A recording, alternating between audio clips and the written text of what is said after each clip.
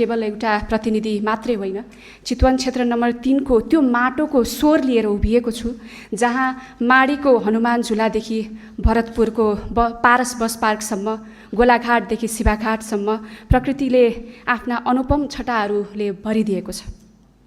तर सभामुख महोदय, यही सुन्दर प्रकृतिको काखमा एउटा गहिरो पीडा पनि लुकेको छ।